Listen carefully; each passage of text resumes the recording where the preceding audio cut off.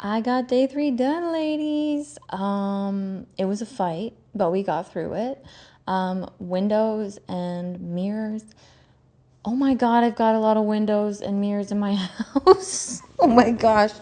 And so what we're doing is we're also doing the trim, like all the way around, dusting the top of the trim, getting all the little crevices, like all of it. Like it's truly a deep clean. We did not say light clean, it's a deep clean.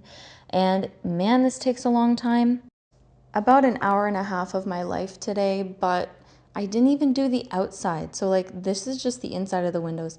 I do the outside in like the spring or the summer. Like when it's a beautiful day and you're just feeling like, oh, I want to clean some windows. That's the day that you do the outside windows. If I tried to do that right now, they would freeze. The water would freeze and it would actually make your windows all super streaky, like the streaks would freeze.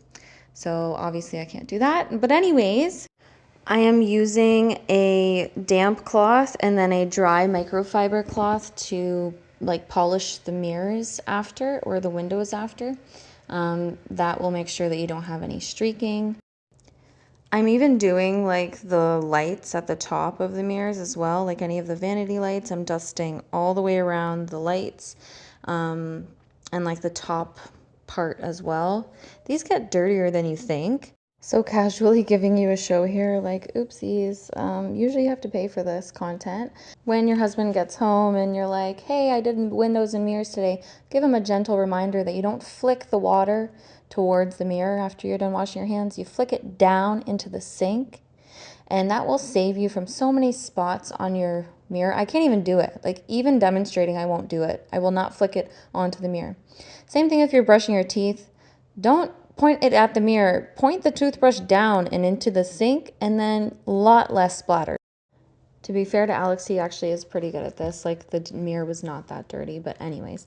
So I'm just showing you all the windows and mirrors in my house that I did today. Honestly, like it's a struggle, but like I feel so much better now that they're done. Just knowing that everything was dusted, all of the sticky fingerprints were done. Like it's such a relief. There's a few areas of the house that are the most dirty, like this front entrance mirror before and after. And there's a little streak there that like I hyper focus on at the end. I did wipe it down after to get that streak off. But anyways, and then another mirror and a window. You can see like the energy in my face. These are the windows and mirrors on our main floor. This patio door, my God.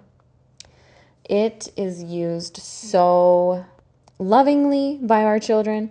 So I'm actually deep cleaning the rails for the door as well, getting rid of all the dirt and mud.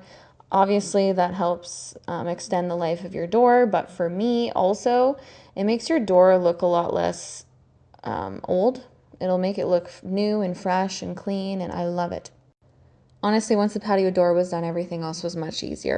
If you haven't already, subscribe for part 4 of the 12 days of deep cleaning.